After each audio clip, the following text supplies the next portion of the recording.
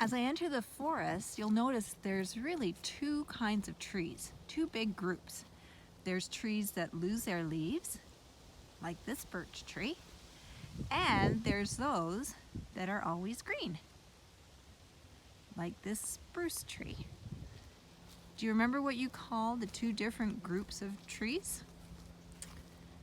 This variety of trees, the evergreens and the ones that lose their leaves, create a great diverse habitat in this forest I'm entering. The forest, it's like I'm walking into a tunnel.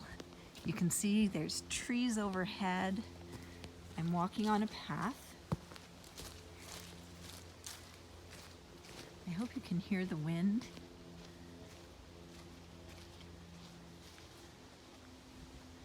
See what's above and all around me here.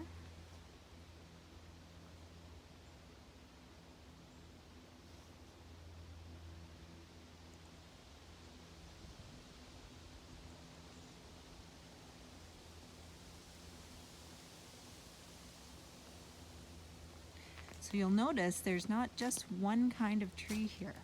There's many different kinds, and not just the ones that keep their leaves and the ones that lose their leaves. Look here, for example.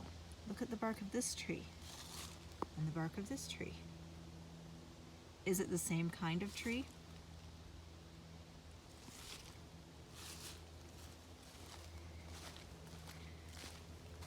Then we have this tree, one of my favorites.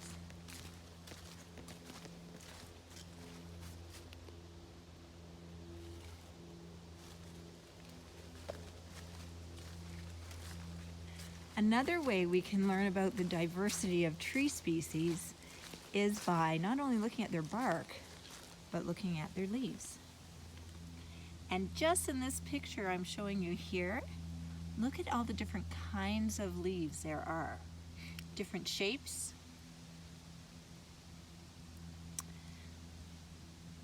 different colors, although that doesn't necessarily tell us about the species of tree. It can sometimes though.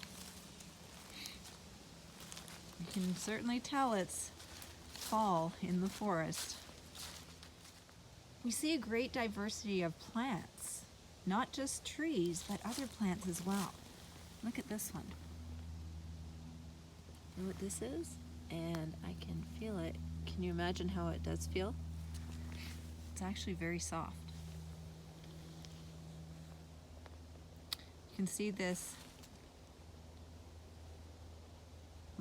these logs are covered with this green plant. I'm sure some of you know what it is.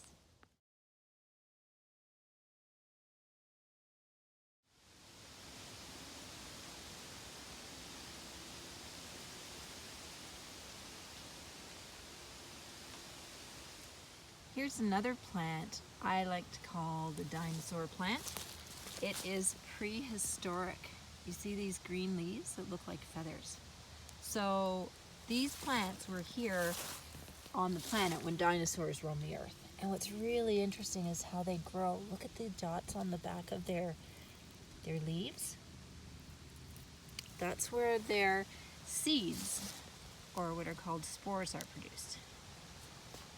Another kind of plant, although it belongs to its own group actually. I'm sure you'll know these.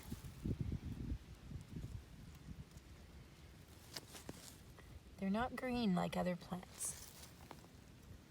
So scientists have put them into their own group. Really interesting how they grow.